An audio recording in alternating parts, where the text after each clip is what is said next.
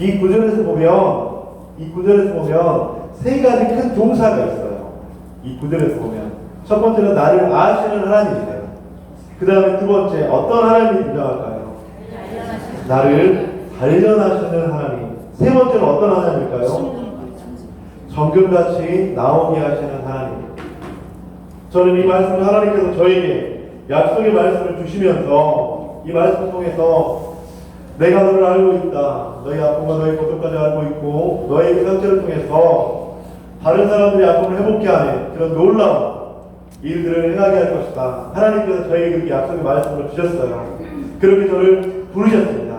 근데 하나님께서 저를 그렇게 부르시고 난 이후에 제 삶이 과연 100% 평탄했을까요? 그렇지 않았을까요? 그렇지 않았습니다. 예. 하나님께서 많은 은혜도 주셨지만 나를 단련하다. 여러분, 이 단련이라는 이 어감이 좀 어때요?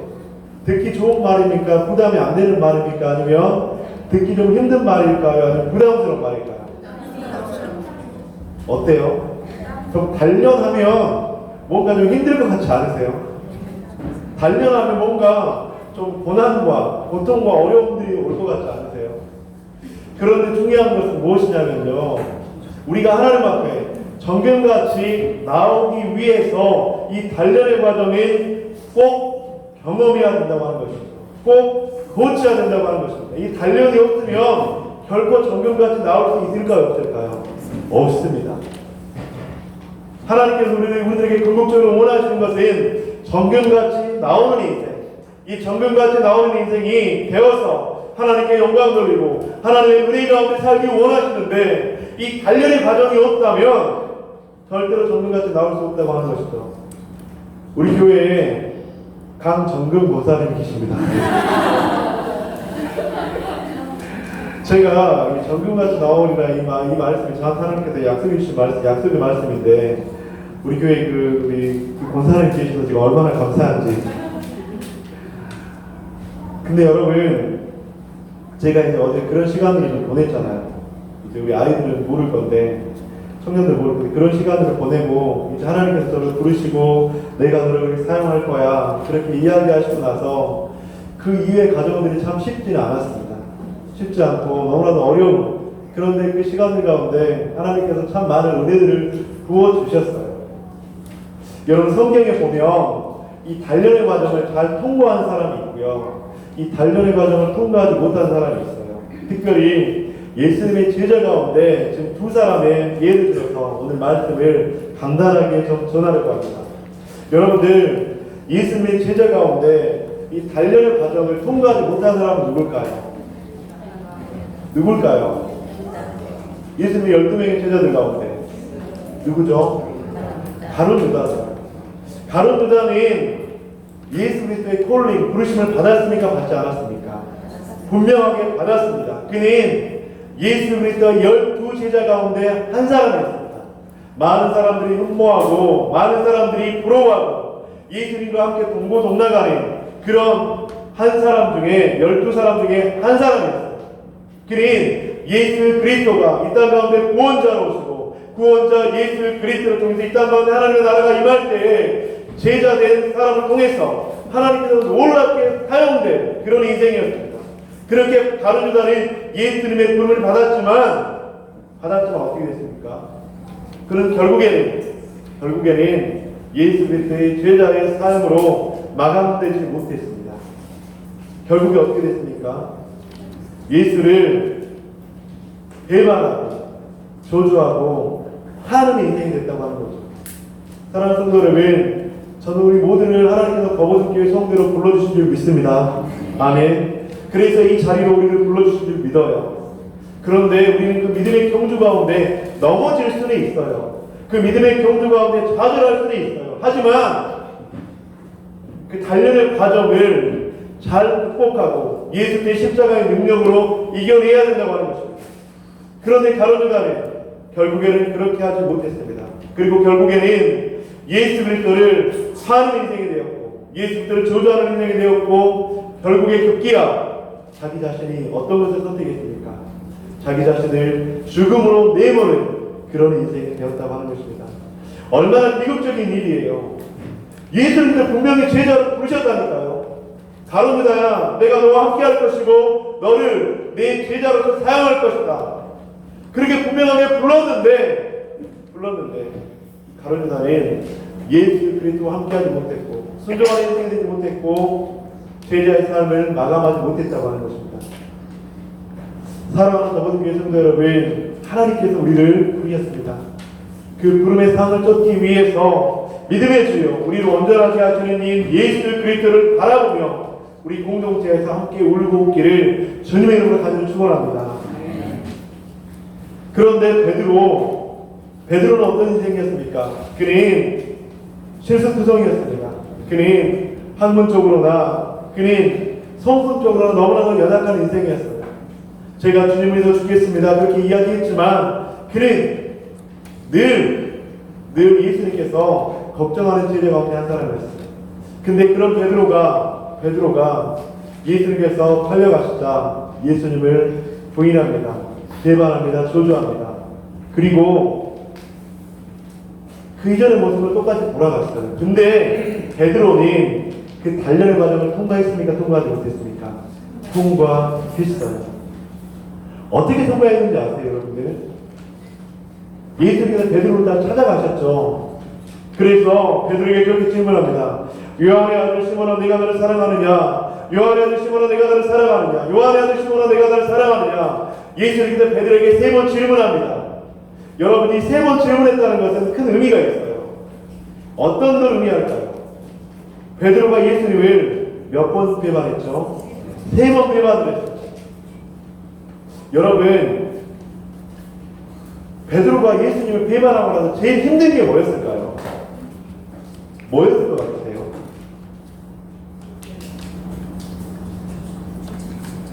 좌절감이 들지 않았겠어요? 내가 예수님을 죽겠다고 했잖아요. 다른 사람들은 다 예수님을 배반할지언정 나는 어떻게 한다고요?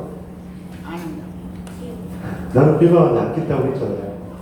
근데 그런 베드로가 예수님을 배반한 거예요. 저주까지 한 거예요. 저는 예수님의 제자가 되고 되지 않고를 떠나서 자기 자신을 용서하지 못했을 것 같아요.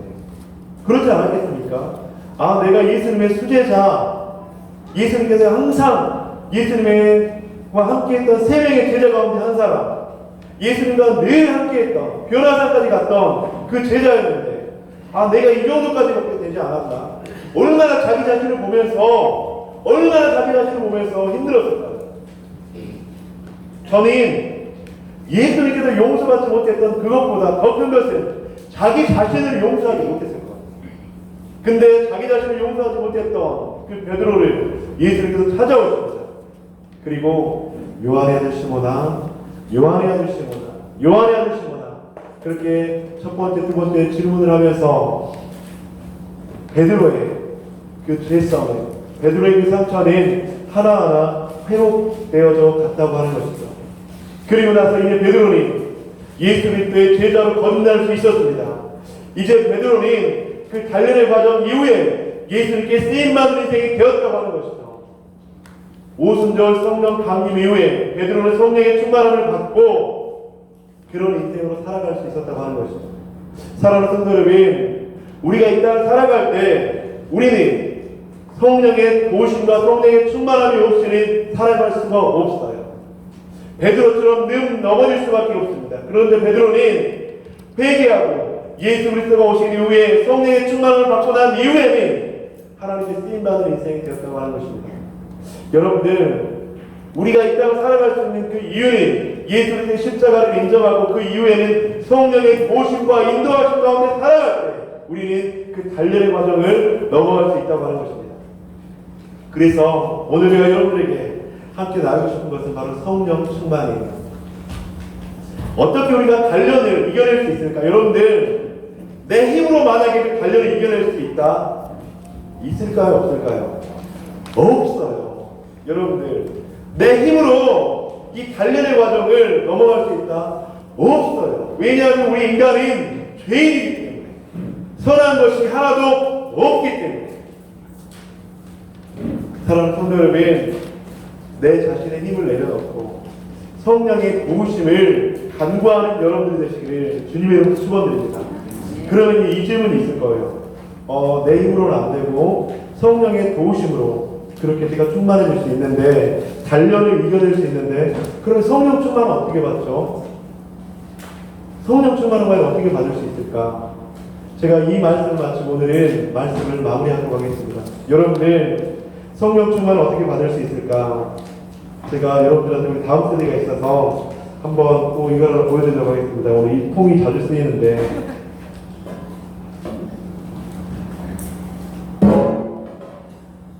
자요, 이게 여러분들이라고 한번 생각을 한번 해보세요. 근데 성령 충만했을 때 우리는, 성령 충만이라는 것은 우리의 내면 가운데, 우리의 심령 가운데 성령께서 도와주시는 힘, 성령께서 부어주시는 능력, 그걸 가지고 우리가 이 세상을 살아갈 수 있다고 하는 거예요.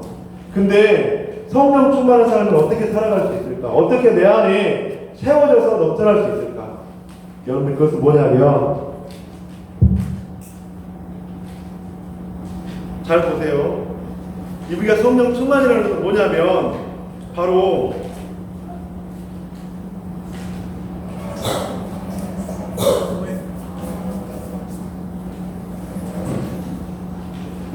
이게 성령의 충만함이에요. 여러분들, 제가 여러분에게 뭘 말씀드리고 싶냐면, 우리의 힘과 우리의 의지로는 우리는 살아갈 수 없다고 하는 것입니다. 우리가 아무리 내 이웃을 사랑하고 아무리 헌신하고 아무리 결단한다 한들 우리는 늘 부족한 인생일 수밖에 없다고 하는 거예요.